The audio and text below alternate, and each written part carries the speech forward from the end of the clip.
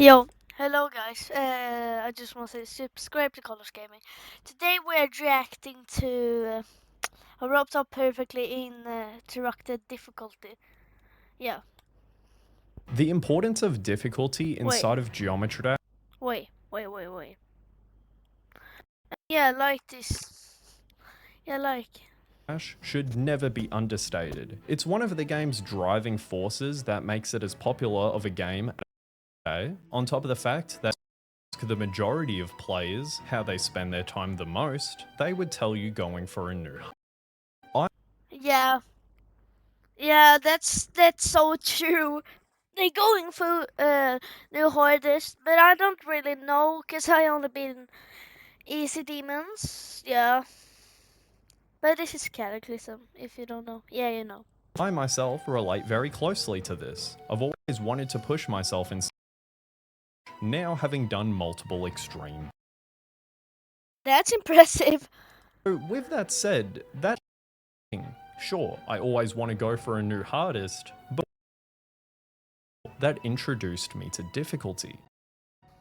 For me, it was the Lightning Road. That was my first demons and the Nightmare, Platinum Adventures, and yeah, that stuff. Introduced on the 21st of March 2014, Clubstep was added to the game.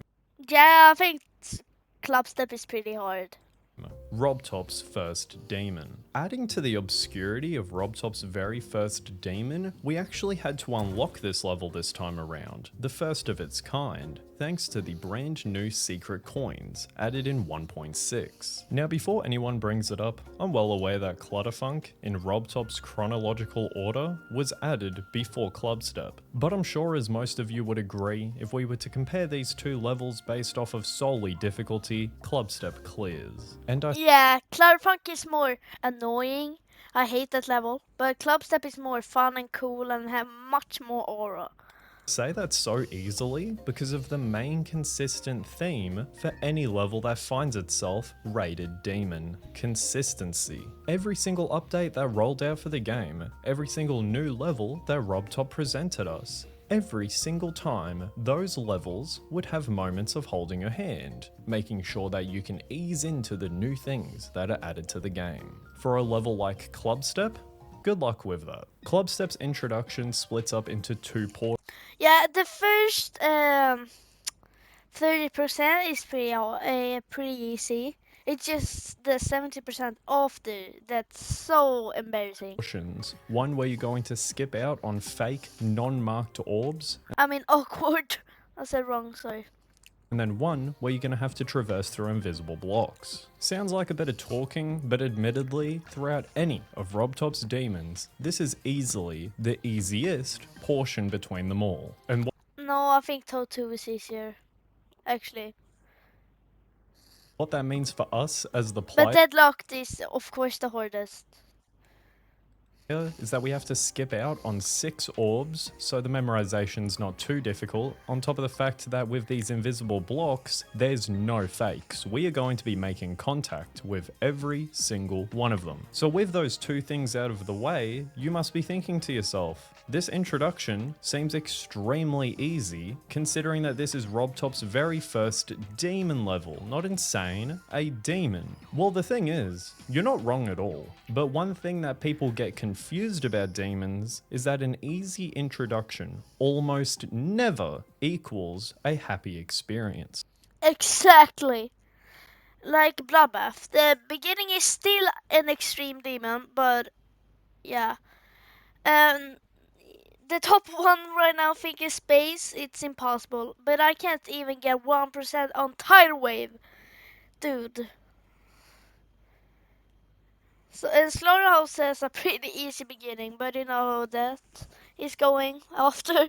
Yeah. Let me explain. This plays perfectly into one of the most tilting experiences a player could ever experience on any level they ever touch, and I'm not over exaggerating either. So I can speak from personal experience, let's take a look at Insane Demon difficulty level 8.0 and take a look at that level's introduction. Get familiar with the level, go from the introduction where we're spamming orbs and we're skipping out on fakes, go into the ship part and then dive die straight away. Repeat the cycle. Now this is an extreme comparison, right? 8.0's introduction goes on for almost half the damn level and it's much more difficult. But for players who are using Club Step as one of their first stepping stones in getting better at Geometry Dash, this is definitely going to throw them off guard. An introduction that becomes muscle memory quicker than you'd ever think into a part that, while you're getting better at the I hate the ship part. 100%. I hate that ship part.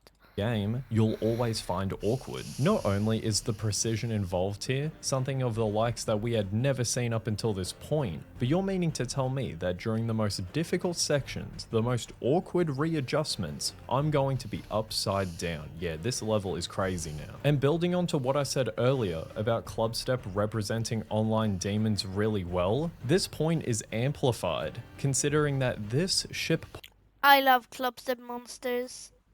I love them so much. I have them in like my every level I do. portion is home to one of the greatest examples of straight flying in any level RobTop's ever made. Considering that we always trust our skill before our memory when we first start playing a level, this is almost incentivizing us to straight fly here before we know off the top of our head where the invisible spikes are. And this incentive is great even if it's unintentional, considering that Club Step is home to RobTop's most precise ship gameplay out of any level he's ever made. Now what makes Club Step a really well made level is the sequence that we're about to go through. We go from the precision of the ship into the high clicks per second of this orb spam into this mini ball section where we're then going to have memorization into a click pattern with the UFO. With rapidly changing game modes and no time to think, on top of a pacing that's not going to change because we're so early into the game's history that speed changes aren't even invented yet. Now this orb spam segment is up for interpretation. I could definitely agree with you Yeah, I love spam. Actually, look at this. if you tell me that this is easy. Yeah, that's fun to do. But considering that I'm always trying to hear out new players, especially for RobTop's levels of course, this could definitely throw you off guard. Now for this mini ball section that follows up afterwards, I'm going to have to say that it focuses more on memory than anything else. It looks a bit ugly, a bit poorly made you could Yeah, it's ugly. It's so ugly, dude. He's not good at decorating. argue, but it does its job perfectly. And that job is to leave you disoriented. You should have I think his name is Robert Nicholas Topala, and I know how to. It's on Swedish because I am from Sweden. Robert Nicholas Topala, not Robert. It's Robert. Yeah, that's funny. Yeah, let's.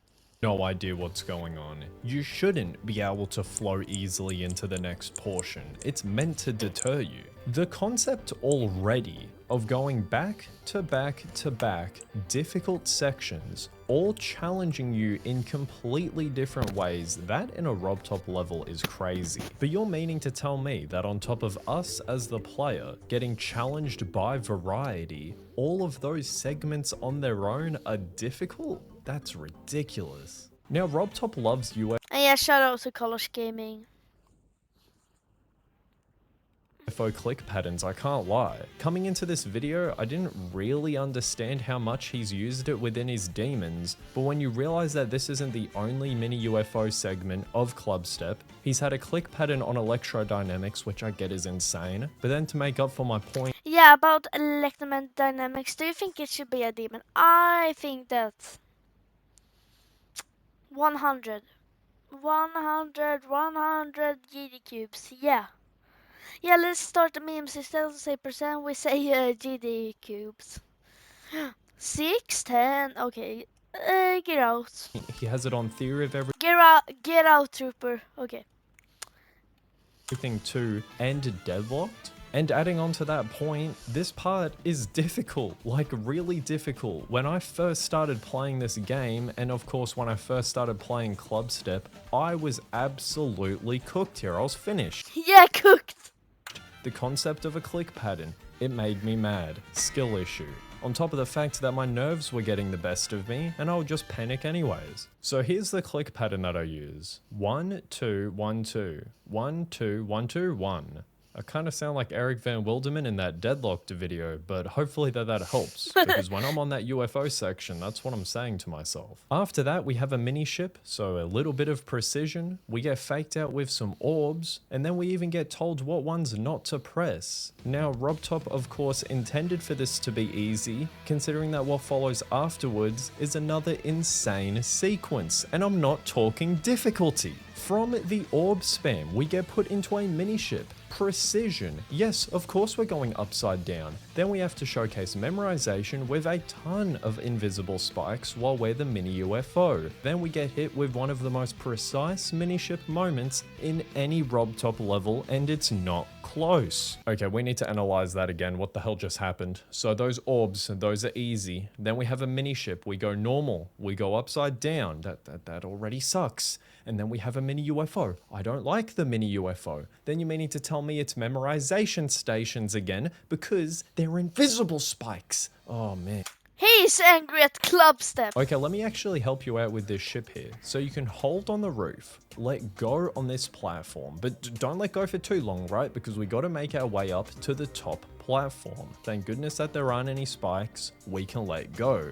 Then what you want to do afterwards is almost pretend as if you're the cube. This is gonna take some practice, but as you can see from the footage, I'm almost bouncing over the spikes instead of flying past them. This makes it so my clicks per second aren't way higher than they should be, and most importantly, it allows it so I can flow into this changing gravity mini-ship segment, which is extremely difficult. Think of it as a shortened version of the Electrodynamics mini-ship. And to think that's nowhere near the difficulty of the next mini-ship segment that we get hit with. First of all, we have to get past this cube section. We have 2 orbs that we have to press as we ignore the other 2. Really easy to do considering that they're the first 2 that we have to use. This then takes us into an upside down segment where I wouldn't really say that this is difficult, more so just getting. No, it's not difficult.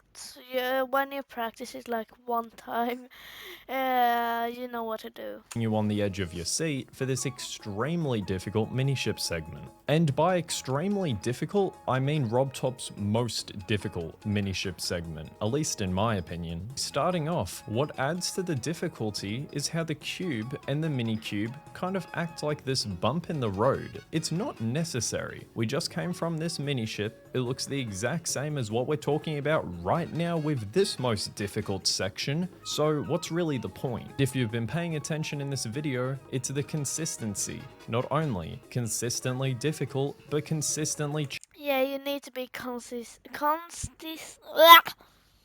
what he said. Changing game modes to add to that difficulty. Consistency.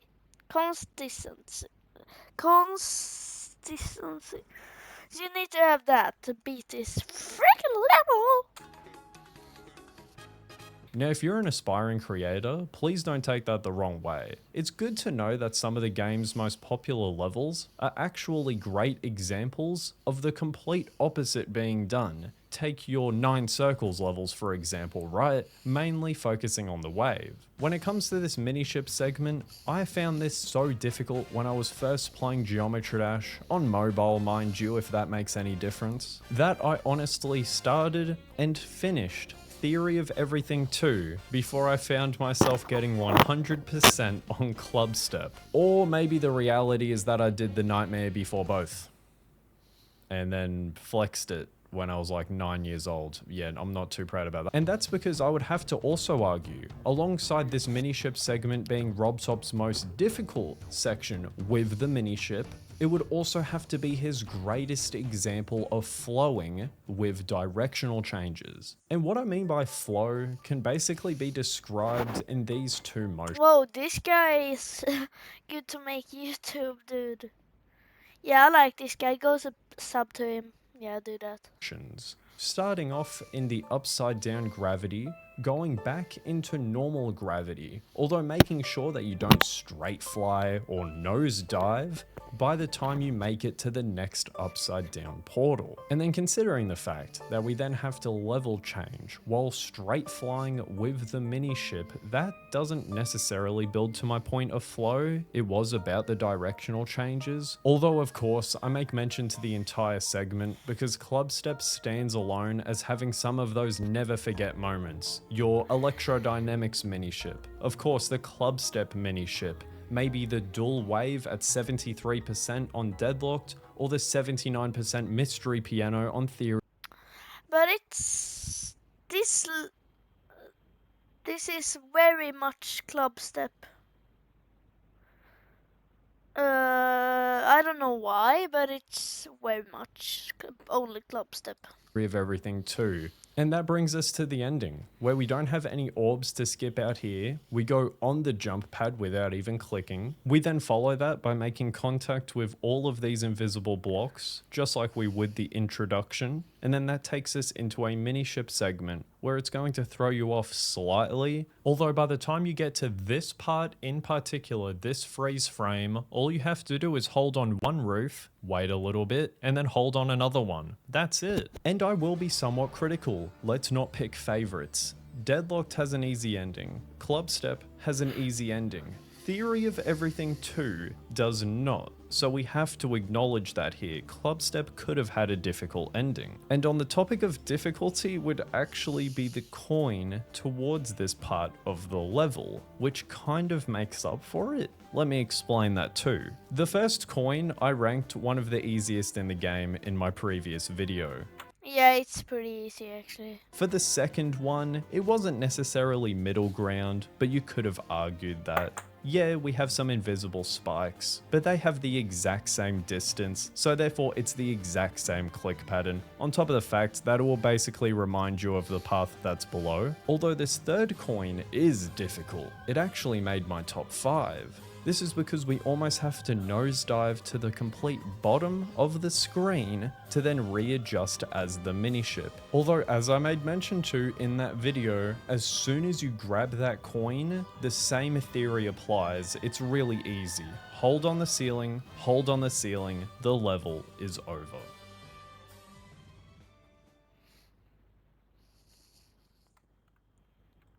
Fuck. Freak. Yeah. Oh. Yeah, thanks for watching this video. It was really nice to do. Have a great day. Goodbye.